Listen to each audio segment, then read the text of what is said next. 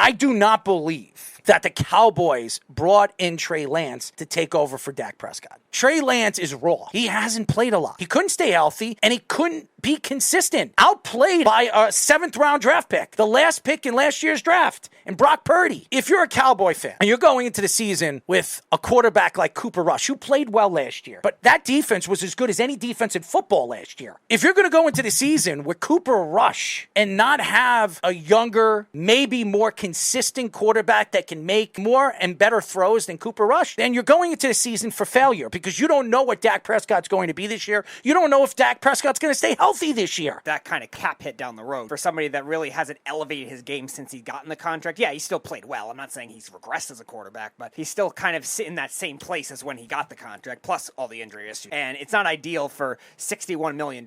Now, Dak is in a tough spot too, because being that the quarterback market continues to increase, he still thinks he can cash in. Maybe he does end up taking the out, but still a lot of risk when it comes to veteran quarterbacks just not getting paid the same way either. I think he's probably going to stay into that deal. I don't think Trey Lance is there to replace Dak Prescott. I do think it was good for only a 4th-round pick, though, to give better insurance if Dak gets hurt again with more upside. And Trey Lance played 4 games, and he has 5 touchdowns, 3 interceptions, 797 yards. He didn't play a lot of games in college. I think it was just the end of the season. Now, everybody's going to say, well, look at Brock Purdy. He came in, and he took over, and he played well. Brock Purdy didn't have to do so much. And how many teams did he play last year that were over 500? 2 out of the 9 games that he had to play. And that's a huge difference. When Trey Lance, last year, before he got hurt, he didn't look like the quarterback that they thought they drafted. And everybody thought Kyle Shanahan was going to get fired at the end of the season. But they got lucky because Brock Purdy showed up. He was a 7th-round draft pick, and he played well. And now, even though they gave up a significant amount of picks for Trey Lance and hurt their draft for 2 or 3 years, they still earned themselves a starting quarterback that they believe could be the future quarterback for the next 10 years. That was the one flaw with their team-building process, because it seemed like the front office was debating on which quarterback to take in that spot anyway. I know there were some reports that John Lynch wanted Justin Fields and Kyle Shanahan wanted Trey Lance. I know there were other ones that said they were even willing to not trade up at all. They just stay at 12 and then maybe take a quarterback if Lance fell or Mac Jones fell. It's been really the only flaw that the 49ers front office has had, because they've done very well at drafting. They've done very well at developing defensive players. Yeah, they've had some bad contracts with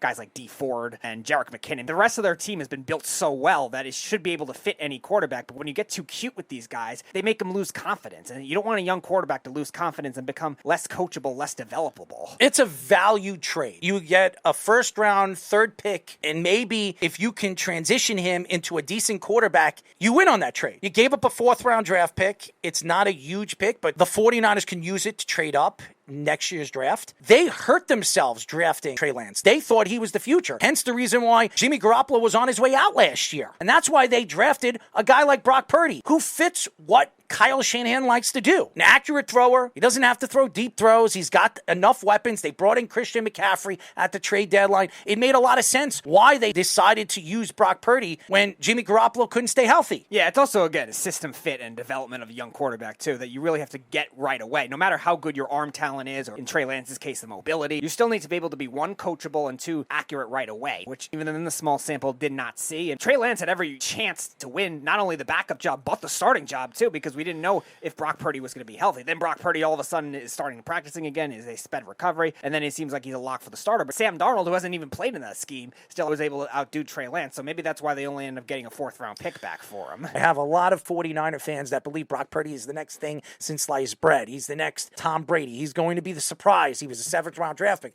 He was the final pick in the draft, and this guy becomes an MVP candidate and wins a couple of Super Bowls. I don't know if Brock Purdy is a guy like Tom Brady. He doesn't have the size. He doesn't have the arm strength to be Tom Brady. He's an accurate quarterback, and he fits very well in the Kyle Shanahan offense. Does that mean he's going to be a superstar quarterback? You gave up on Trey Lance as fast as you did. You better be sure that Brock Purdy is going to have the season he had last year, because if he doesn't, you are going to lose your job.